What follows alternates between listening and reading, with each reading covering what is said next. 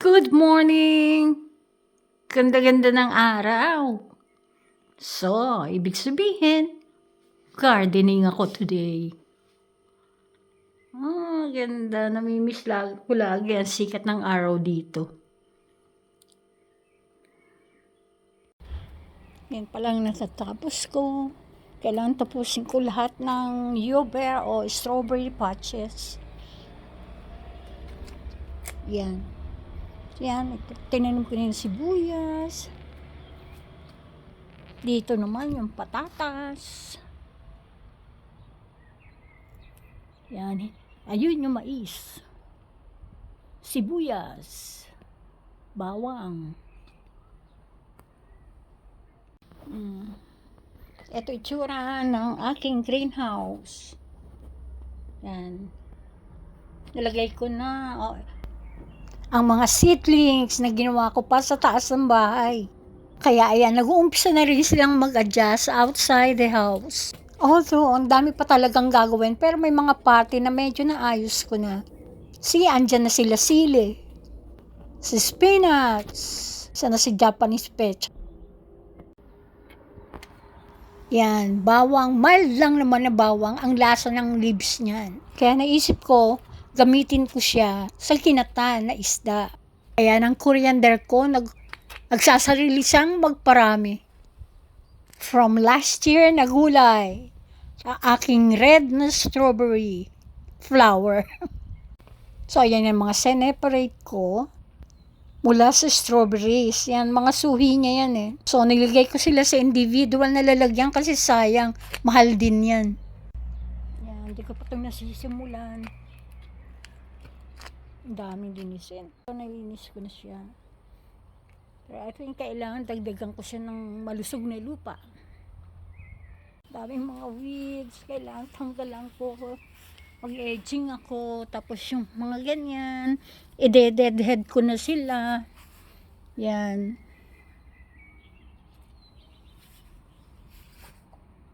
Ang dami nang i-deadhead. Late na ako sa schedule. Kailangan kong edging sila. Okay, ito naman aking garden body. Ang bilis maghintay ng break. Gusto lagi recess. Okay, so ganyan sa Aslan kapag ayan, medyo naiinip-inip na. Mga dandelion, kailangan tanggalin na rin yan. Ako. So ganyan, ang daming gawain sa garden. Ang daming mga weeds. Nagpa-fluctuate pa lang kasi ang weather. Pero kung hindi, kaya ko nang gawin. Matatapos ko sila on time. Deadheading. Mga ganyan na kailangan na alisin. Okay. Ayan. Nagsarili nang mag-deadhead ang aking tulips. Ayan. Ayan. Kasi malalaki sila. So, nabigat talaga. Eto medyo naayos ko na ang strawberries dito. Ayan. Pero hindi pa masyado. Parang at least nakita nyo, ang dami kong strawberries. Kailangan ayusin. For the first time, magkakaroon ako ng bulaklak ng bearded iris. Ito yung mga binibili ko na talagang, kumbaga halos itapon na ng tindahan. Bibilhin ko pa rin, itinatanim ko. Well, ganyan, after 2 years, magkakaroon ako ng bulaklak. Kasi nagkarinawan kong ginagawa. Paglipas na sila sa panahon, pero tinatanim ko pa rin. Pero ayan, tumutubo din naman. Tapos ayan nga, excited ako dahil ayan mga buko-buko niya. My first ever bearded iris. Talagang karambulan naman ang mga bulaklak.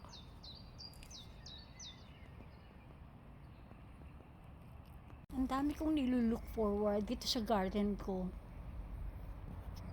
Kasi, ayan, ang aking mga lilies. Tingnan nyo, ang tataas na naman niya. Yung mula sa castle. Ayun na naman siya, oh. So, talaga nakaka-excite. Na-excite ako. Kasi hinihintay ko ulit yung mga pagbabalik ng aking mga flowers. So, kailangan gawin ko na sabay ang mag-deadhead at mag-weeds. Yan, magtatanggal ako ng mga damo-damo.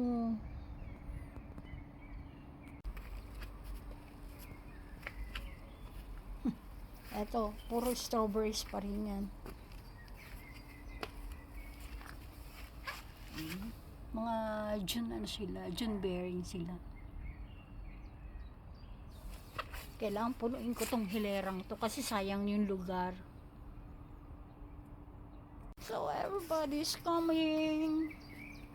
Ayan, everybody's coming. Kulang na lang yung linis at iayos ko sila.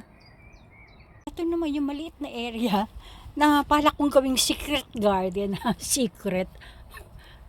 Kasi nasa ilalim siya ng puno. Ayan. So yung luma kong tulips, diyan ko nilagay. Yun, mulaklak din naman siya pero tapos na sila. Ayan. Gusto ko siyang gawin yung idea na secret garden. Pero maraming trabaho. May itinanim ako dito, yung mga nabili kong luma na naman. Kasi ganun talaga ako, yung mga luma na murang-mura na. Pero kasi, effective naman. Tumutubo sila sa akin. Kaya nakakatuwa. Itong hazelnut tree, ang favorite ni Aslan. Asan nga ba si Aslan? Pues ayun. Ayun ang Don Aslan. Nakatingin sa akin. Nakaposing na naman. Yan. Type niya dyan mag-posing-posing lagi. So, sabi ni Aslan, tama na ang daldal, magtrabaho ka na. Okay, posing Aslan. Derided lang. Oh, ikaw ang bisor ko, supervisor. Eto, may mga itinanim pa nga pala ako dito sa taas. Sowing, hindi pala, tama. Itinanim na rin, anyway. Yan. Yan, ano ko, subukan kong i-hydro sila. Yung pak choy ko, 2 na lang sila kasi kinain ko na po. Okay, so ayan, work na ako. Putulin ko na ang mga dulo ng aking tulips, daffodils, at iba pa. Dami trabaho, Diyos ko day.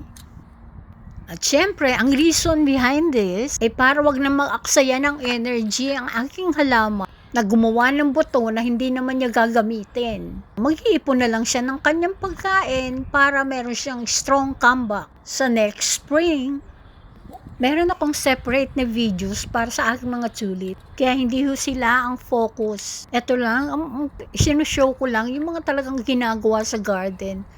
Yes, hindi po laging malinis ang garden. Hindi siya yung tipong parang laging ni-landscape ang garden.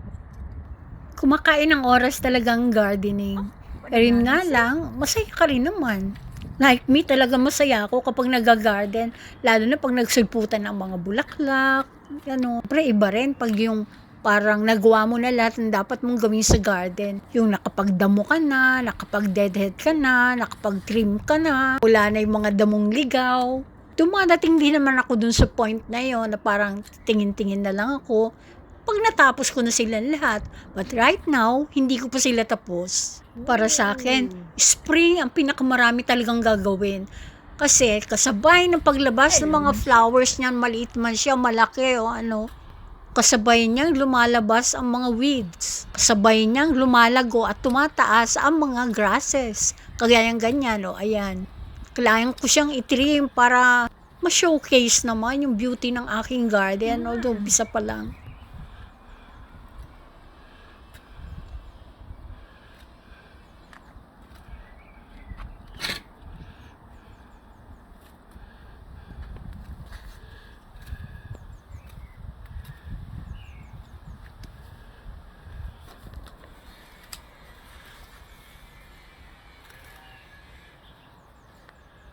Chut, chut, chut, chut.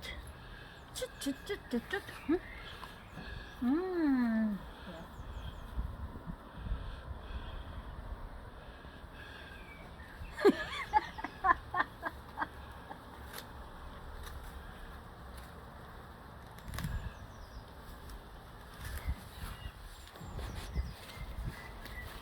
So, eat me yan. Ayan, natilim ko na din itong kabila. Ayan. Pero syempre, ang dami pang mga weeds. Pero tilinim ko lang talaga yung edges. Di pa masyado maganda, sakto-sakto lang. Ayan, syempre, lumabas na rin yung garden ko. Kasi nabawasan na yung mga tumatabing sa kanyang mga grasses. Sabi ko nga, one step at a time. Pag napagod, magpahinga. Pag tinamad na, edi stop na. At yan, laging hinihintay ni Aslan. Ang mapagod ako. Kasi kakain kami ng ice cream. Ice cream ang gusto niya laging reward. Kapag hinihintay niya akong mag-garden. Yan. Nakutom na si Aslan. Coming good.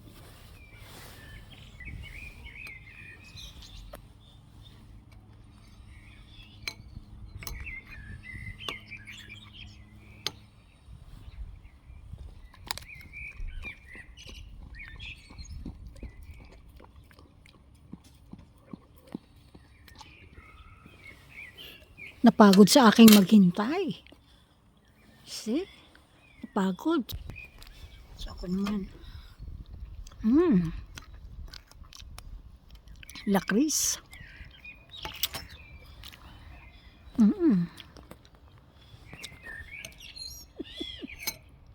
Nagtatago ka pa, Aslan, ha?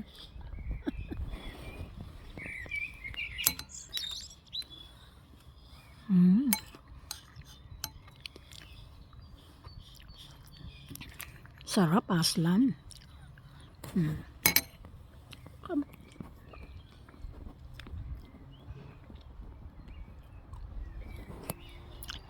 May gardening body.